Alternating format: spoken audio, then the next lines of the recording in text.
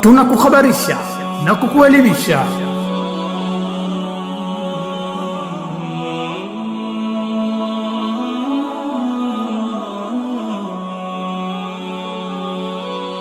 Bismillahir Rahmanir Rahim. Alhamdulillahi Rabbil Alamin wa sallallahu wa sallama wa baraka ala abdihi wa rasulihi an-nabiyil ummi wa ala alihi wa sahbihi ajma'in, amma ba'd. Assalamu alaykum wa rahmatullahi wa barakatuh. Ndugu mtazamaji, tunamshukuru Mola wetu mtukufu na tunamtakia rehma na amani mtume wetu Muhammad sallallahu alaihi wasallam. Tuendelee kumwomba Mola wetu mtukufu atuzidishie neema zake, na tukishukuru basi tutazidishiwa. Allah tujalie tuwe ni wenye kushukuru neema zake. Kwa mnasaba wa siku ambazo tunakwenda nazo hizi za mwishoni mwa mwezi mtukufu wa Ramadhan, kuna jambo muhimu sana kuelezana na kukumbushana, nalo ni suala la zakat al-fitr, yani zaka ya kufungua katika mwezi huu mtukufu wa Ramadhan.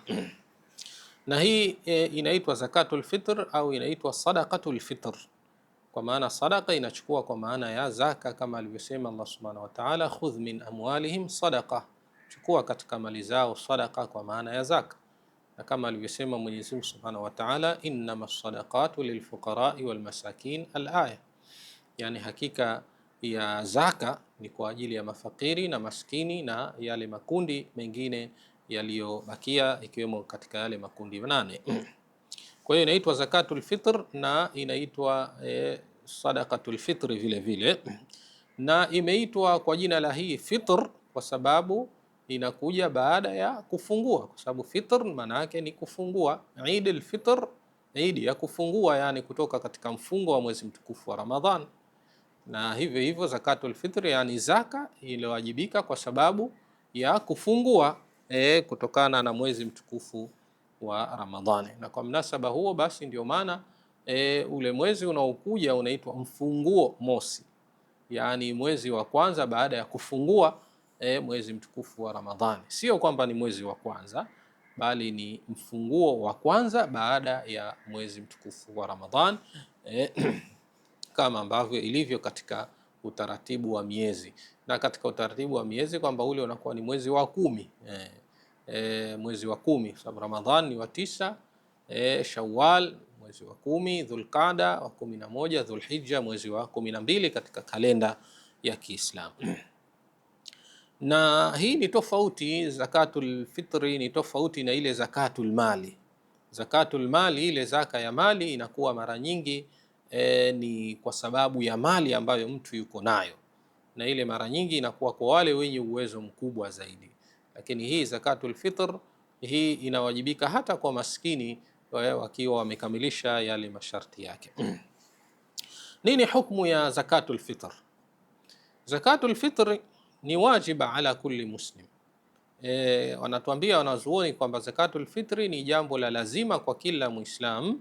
Lima rawa Ibn Umar radhiyallahu anhuma qal, kwa hadithi aliyopokea Sayyidina Ibn Umar radhi za Allah ziwe juu yake na baba yake, amesema kwamba faradha Rasulullah sallallahu alaihi wasallam sadaqatal fitri min Ramadan, kwamba amefaradhisha mtume wa Allah, rehma na amani ziwe juu yake, hii zakatul fitri katika mwezi wa Ramadhan, yani kutokana na mwezi wa Ramadhan, sa'an min tamrin au sa'an min sha'irin, pishi ya tende au pishi ya shairi ambayo ni ngano, ala al-abdi wal hur, kwa mtumwa na aliyehuru, yani wote hao wanatakiwa watoe au watolewe, wadhakari wal untha, na kwa mwanamme na mwanamke, wasaghiri wal kabiri min almuslimin, na mdogo na mkubwa miongoni mwa Waislamu.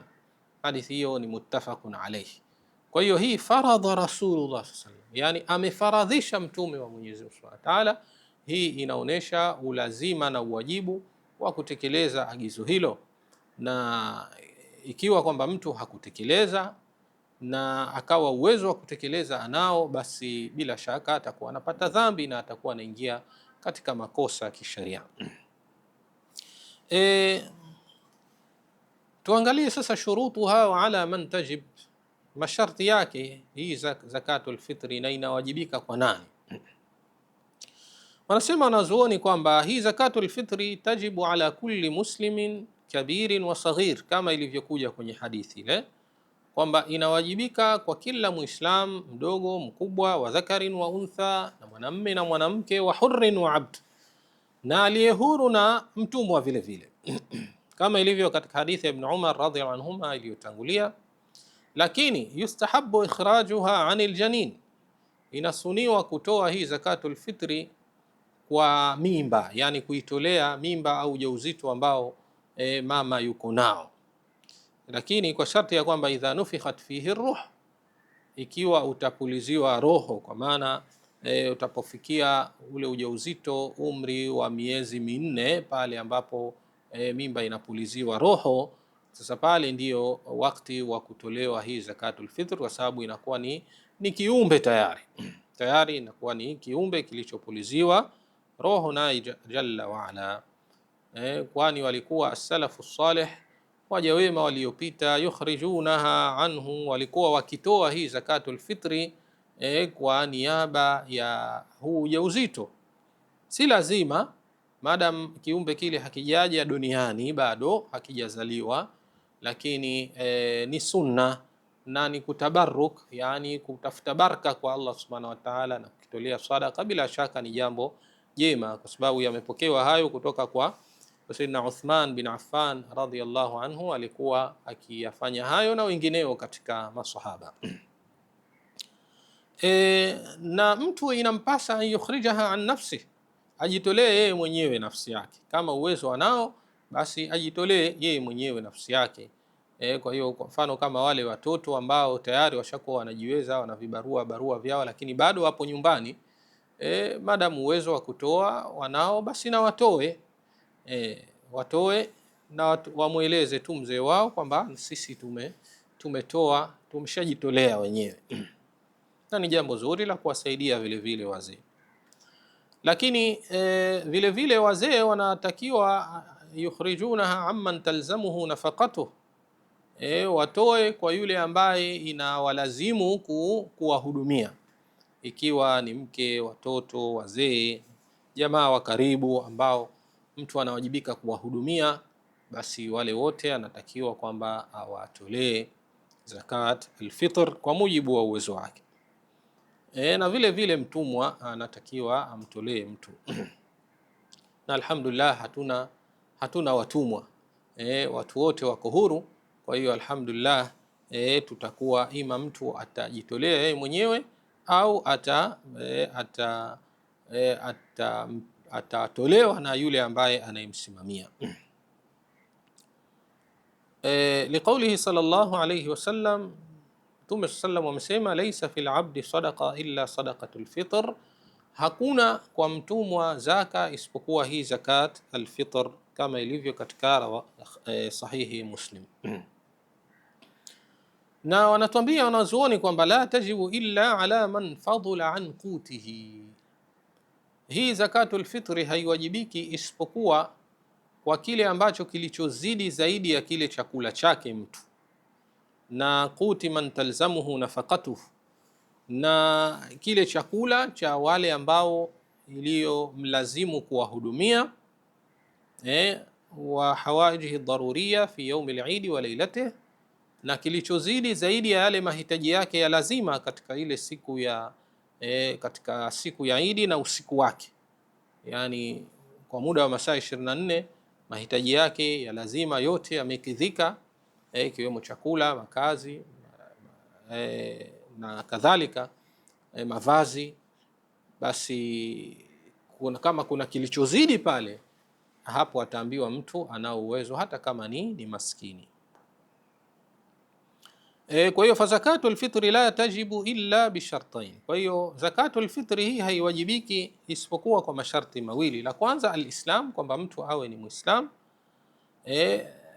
lakini pia iwe kujudu ma yafdhulu an qutihi, yule mtu awe anacho kilichozidi zaidi ya yale kile chakula chake na chakula cha wale wanaomlazimu na mahitaji yake ya lazima. Kwa mfano mtu ana kilo mbili, lakini katika mahitaji yake ya nyumbani kinachomtosha kwa siku nzima ile ni kilo moja.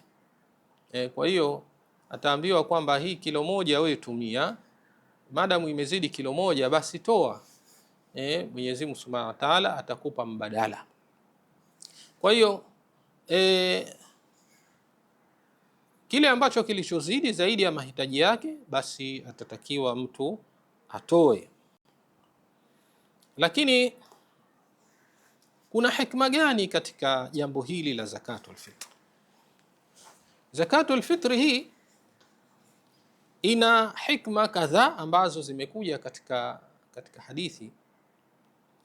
Sasa mojawapo ni tathiru saim mimma asa an yakuna qad waqa'a fihi min siyamihi au fi siyamihi, kwamba kumsafisha yule mfungaji kutokana na yale mambo yaliyomtokezea katika funga yake, miongoni mwa mambo mbalimbali ya makosa, ikiwa al-laghu ar-rafath, ikiwa mambo ya upuuzi labda alifanya katika funga yake, au alifanya mambo ambayo ni ya ar-rafath, kwa maana maneno yasiyofaa alitoa katika funga yake. Sasa kwa mapenzi yake Mwenyezi Mungu Subhanahu wa Ta'ala ametuwekea hii zakatul fitri ili kuja kusafisha na kuondosha yale madhambi ya maneno na vitendo yaliyotokezea katika funga. Lakini pia katika hikma nyingine ni ighna'ul fuqara wal masakin ani suali fi yaumil Eid, yani kuwatosheleza wale mafakiri na maskini kutokana na kuombaomba katika ile siku ya Eid, yani tuwatosheleze kwa siku ile, na ndio maana ikaikwa hii zakatul fitr. Ile zakatul mal natakiwa mtosheleze kwa mwaka mzima. Na hii ni pia idkhalu surur, kuingiza furaha, kwa sababu ni katika malengo makubwa katika dini ni kuingiza furaha.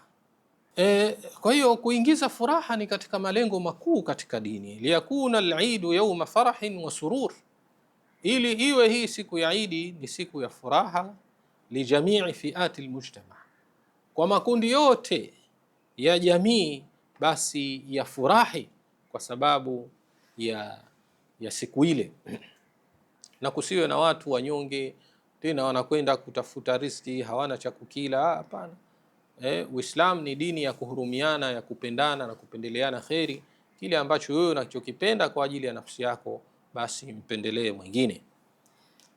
Kwa hadithi ya Ibn Abbas radhiyallahu anhuma asema faradha Rasulullah sallallahu alayhi wasallam zakat al-fitri, amefaradhisha Mtume sallallahu alayhi wasallam hii zakat al-fitri tuhratan lis-saimi min al-laghwi war-rafath, ni kitoharishaji. Hii zakatul fitri ni kitoharishaji, ni kisafishaji kwa mfungaji kutokana na mambo ya upuuzi na arrafath, kutokana na maneno machafu. Wa tu'matan lilmasakin, lakini pia ni chakula kwa ajili ya masikini. Sasa faman addaha qabla as-salah fa innaha zakatun maqbula, yule ambaye atakayeitoa hii kabla ya sala basi hiyo itakuwa ni zaka yenye kukubaliwa. Waman addaha ba'da as-salah fa hiya sadaqatun min as-sadaqat, na atakayeitoa baada ya sala, yani sala ya Eid, basi hiyo itakuwa ni sadaka miongoni mwa sadaka za kawaida. Kwa hiyo hii zakatul fitri hikma yake kubwa ni kumsafisha kwanza yule mfungaji, inarudi kwa mwenyewe, kwa maana faida inarudi kwa yule mtoaji mwenyewe, lakini faida nyingine au hikma nyingine inarudi kwa huyu anayepewa, kwa maana imtosheleze ile kutokana na ile kuombaomba, imtosheleze kutokana na shida zile za angalau siku ile, basi awe ana furaha. Hadithi hiyo akhrajahu Abu Daud wa Ibn Majah wal Hakim. Lakini pia katika hikma za zakatul fitri ni idhharu shukri ni'mati llahi ala al-abdi, ni kudhihirisha shukrani ya neema ya Allah subhanahu wa ta'ala kwa mja. Neema kubwa kabisa mja anakuwa amekirimiwa na Mwenyezi Mungu subhanahu wa ta'ala kwa kufunga mwezi wa Ramadhani salama, kusimama kusali, kufanya mambo mbalimbali ya ibadat katika mwezi wa Ramadhan.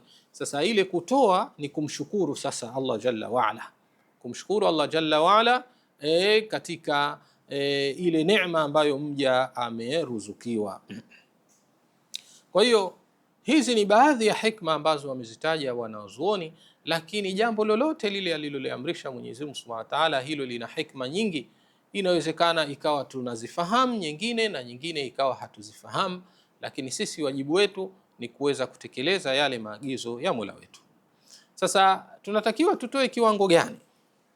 Kiwango cha kutoa ni sa'un min ghalibi quti ahli albalad, ni pishi ambayo ni inatokana na chakula kile kinacholiwa katika mji pale, chakula kikuu kinacholiwa katika mji ndiyo ambayo inayotakiwa itolewe, kama ambavyo tulivyoona katika ile hadithi iliyotangulia kule kwamba ni saa min tamrin au sa'an min sha'ir. Ni pishi ima ya tende au pishi ya shairi, pishi ya zabibu, kwa kuwa ni vyakula ambavyo vilivyokuwa vikitumika kwa wakati ule. Na wakati wetu huu bila shaka kwa mazingira yetu ni mchele au ni wali watu wanakula zaidi. Kwa hiyo tutatoa mchele pishi moja lithubuti dhalika ani nabii sallallahu alaihi wasallam, kwa kuthibiti hayo kutoka kwake Mtume sallam kupitia hadithi mbalimbali. Kwa hiyo tutatoa pishi moja, na pishi hii kiwango chake takriban kuna ikhtilaf za makisio. Kuna waliokisia kwamba kilo 2.5, wengine 3 kasrobo, wengine 3, na kile ukichukua makisio ya juu ni vizuri zaidi. Ukichukua makisio ya kilo 3 za mchele basi ni vizuri zaidi, na mtu haambiwi kwamba kakosea ikiwa atachukua kwamba kilo 3 kasrobo, hajakosea, lakini ni vizuri zaidi ukachukua yale makisio ya juu zaidi, kwa sababu ile pishi ya Mtume sallallahu alaihi wasallam wanazuoni baada ya kupima vitu mbalimbali ndio wakatoa hivi viwango. Kwa hiyo na viwango vya wakati ule na wakati wetu huu ni tofauti, lakini unachokitia bila shaka vitakuwa vinatofautiana. Pishi ya mahindi itakuwa ni tofauti na pishi ya mtama na kadhalika, vitu vinatofautiana uzito na ujazo basi hivyo basi vinatofautiana na vitu vinginevyo. Kwa hiyo tutatoa pishi ya chakula kwa kila mtu hata ikiwa ni mtoto mchanga basi anatolewa, na kama tulivyoona kwamba ni mdogo mkubwa, mwanamume mwanamke, wote hao wanatakiwa watolewe. Hata wale waliokuwa hawakuwajibika kufunga vile vile wanatakiwa watolewe. Lakini fahamike kwamba inafaa an tu'tiya aljamaat zakata fitriha li shakhsin wahid, kwamba kundi likakusanyika zakatul fitri yake ikatoa kwa mtu mmoja tu, pengine ameonekana kwamba ana mahitaji zaidi. Sasa atapopewa na yeye sasa ndio ile sharti ya kuwajibika itamlazimu, kwa kuwa tayari ameshamiliki zaidi ya chakula cha familia yake, kwa hiyo na yeye atatakiwa atoe. Lakini pia inafaa yuti alwahidu zakatahu li jamaa, mtu mmoja zaka yake akawapa zaidi ya mtu mmoja. Mfano hiyo pishi akaigawa kilo huyu kilo 1.5, kilo 1.5, pia inafaa jambo hilo. Na wanazuoni wakakhtilafiana kuhusiana na kutoa thamani ya kile chakula. Wapo wanazuoni ambao wamejuzisha kutoa thamani ya kile chakula, wakisema kwamba lengo ni kumtosheleza huyu mahitaji yake katika siku hii. Kwa hiyo inawezekana ikawa mchele anao, ikawa unga ndio hana, kwa hiyo atapata kununua kwa ile pesa. Lakini wanazuoni wengine wakasema hapana, pale imekuja kwamba vyakula vimeainishwa kwa maana tutoe chakula, na wakasema baadhi ya masahaba kwamba kama akiwemo Abu Sa'id al-Khudri kwamba amma ana fala azalu ukhrijuhu kama kuntu ukhrijuhu fi zamani nabii sallallahu alaihi wasallam, ama mimi sitoacha kutoa kama nilivyokuwa nikitoa zama za Mtume sallallahu alaihi wasallam, ambayo ilikuwa ni pishi ya chakula. Kwa hiyo zote hizo kauli zipo, na ikiwa mtu atakusanya, kwa mfano mtu atatoa chakula alafu akatoa na sadaka ya pesa, basi ni vizuri zaidi, itakuwa mtu amejitoa katika ile ikhtilafu ya maulama, kwa sababu kama wanavyosema alkhuruju min alkhilafi mustahab, kutoka katika ikhtilafu za maulama ni jambo linalosuniwa. na kutoka kwenyewe manake ni kufuata ule upande ambao utakuwa salama, upande ambao utakuwa salama, na upande ambao ni salama ni kutoa chakula, na kama kuna na ziada si vibaya ukatoa. Tayib, lakini pia wakati gani tunatakiwa tutoe? Tumeashiria huko kwamba inawajibika hii zakatul fitri bighurubi shamsi min lailati al-Eid, pale likishazama jua tu, mwezi umeandama au mwezi 30 yule kuingia Shawwal, basi pale ndio inawajibika sasa zakatul fitr. Na kuna huo wakati ambao ni wakati alwujub, lakini kuna wakati aljawaz vile vile, au wakati alfadila. Ama wakati aljawaz, wakati unaofaa kama wanavyosema wanazuoni ni yaumun au yaumaini qabla al-Eid, ni siku moja au siku mbili kabla ya Idi, kama alivyokuwa yamethibiti hayo kutoka kwa Ibn Umar radhiyallahu anhuma. Yeye alikuwa akitoa hii zakatul fitri siku moja au siku mbili kabla ya Idi.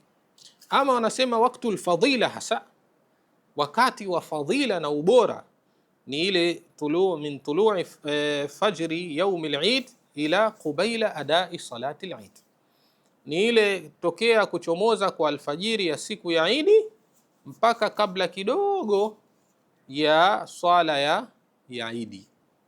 Pale ndio muda ulio bora zaidi pale, lakini muda ule kama hukutanabahi vizuri unaweza ukachelewa, kwa sababu ima utachelewa kuswali au utachelewa hiyo zakatul fitr. Kwa hiyo kama una wasiwasi, bora kutoa mapema mwezi 28 au 29 ili kujiweka salama zaidi. Kwa hiyo ni vizuri zaidi mtu akatoa mapema ile zakatul fitri ili kujiweka salama zaidi.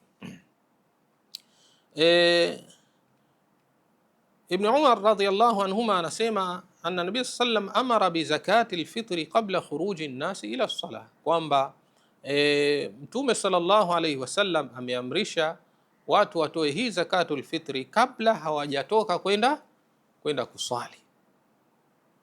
Hadithi hii muttafaqun alayhi, imewafikiwa juu yake na Imam Bukhari na Imam Muslim. Kwa hiyo haifai basi kuichelewesha hii zakatul fitri mpaka watu wakamaliza kuswali Eid. Watu wakishamaliza kuswali Eid, hapo itakuwa haifai kabisa ile, kwa maana haitopokelewa kama ni zaka, bali itakuwa ni miongoni mwa sadaka za kawaida. Na tukisema kwamba hii kuchelewa, yani kuchelewa kutoka katika mikono ya yule mtoaji, kwa sababu inawezekana kwamba ikatoka kutoka kwa yule mikono ya mtoaji ikaingia katika mikono ya msambazaji mathala. Kwa hiyo hapo wanazuoni wanasema kwamba ikishaingia katika mikono ya msambazaji inakuwa tayari ndo ameshatoa huyo kwa wakati, hata kama yule msambazaji hajamfikishia yule mlengwa. Lakini ni vizuri zaidi mtu akasimamia haya mambo yeye mwenyewe, na kila ukitoa kwa wale watu wa karibu ni vizuri zaidi, inakuwa ni sadaqatun wasila, ni zaka, lakini pia unaunganisha ukoo wako. Hata kama itakuwa wale watu wa karibu wako mbali, inafaa hata kuwatumia ukawaambia, nunueni hizi zakatul fitri, hii ni zakatul fitri yenu, nunueni kitu kadha kadha, hiyo ni zakatul fitri yenu. Basi pale unapata malipo mara mbili zaidi, malipo ya ile zaka, lakini kuna na malipo ya kuunganisha ukoo wako na kuunganisha udugu wako vile vile. Kwa hiyo tunapaswa kwamba tuuchunge sana huu muda wa kutoa zakatul fitri, kwa sababu ukichelewesha, basi hiyo inakuwa ni miongoni mwa sadaka za kawaida ambayo itakuwa sasa ile funga yako bado haijapata kile kitu cha kuitoharisha. Mtume sallallahu alaihi wasallam asema, man addaha qabla as-salah fahiya zakatun maqbula, atakayetoa hii zaka kabla ya swala ya Idi, basi hiyo ni zaka yenye kukubaliwa. Waman addaha ba'da as-salah fahiya sadaqatun min as-sadaqat, na atakayetoa hii zaka baada ya swala ya Idi, basi hiyo ni sadaka miongoni mwa sadaka za kawaida. Hadithi hii imepokewa na Imam Abu Daud. Kwa hiyo tudhihirisheni matukufu haya ya Mwenyezi Mungu Subhanahu wa Ta'ala, tutoeni. Na mtu ukisimamia haya mambo wewe mwenyewe binafsi yako, basi ni vizuri zaidi. Ikiwa wasaa huo utakuwepo, unasimama pale unakwenda kumpelekea huyu, unampelekea huyu, ile inaonesha pia unyenyekevu wako, lakini pia inaleta mapenzi baina yako wewe na wale ambao unaowasaidia. Kwa hiyo inshallah tutoeni hii zakatul fitri tukiwa nafsi zetu zimeridhika kabisa, lakini tutoe kwa kumshukuru Mola wetu kwa zile neema alizotujalia katika mwezi mtukufu wa Ramadhan. Lakini wakati huo huo tunuie kwamba zile funga zetu zitoharike na zisafike kutokana na yale makosa ambayo tuliyoteleza kibinadamu. Na hiyo haimaanishi kwamba ndiyo mtu afanye maksudi alafu aseme zakatul fitri ipo kule itakuja kusafisha. Hapana, mtu hatakiwi afanye makosa kwa maksudi. Makosa yanayokusudiwa hapo ni yale makosa ya bahati mbaya ya kuteleza, ambapo binadamu hakusudii kuyafanya, ndiyo ambayo yanayokuja kufutwa na hizi ibadat. Kwa hiyo tumuombe Allah Jalla waala atujalie tuwe ni wenye kuhitimisha mwezi huu mtukufu wa Ramadhani kwa salama na amani, na atuwezeshe kuzidiriki Ramadhani zijazo, na atuwafikishe katika kuyafanya anayoyapenda na kuyaridhia, na kuacha yale anayoyakataa na kuyachukia. Hadha wallahu a'lam, wa sallallahu ala nabiyyina Muhammadin wa ala alihi wa sahbihi ajma'in, walhamdulillahi rabbil alamin. Wassalamu alaykum wa rahmatullahi wa barakatuh.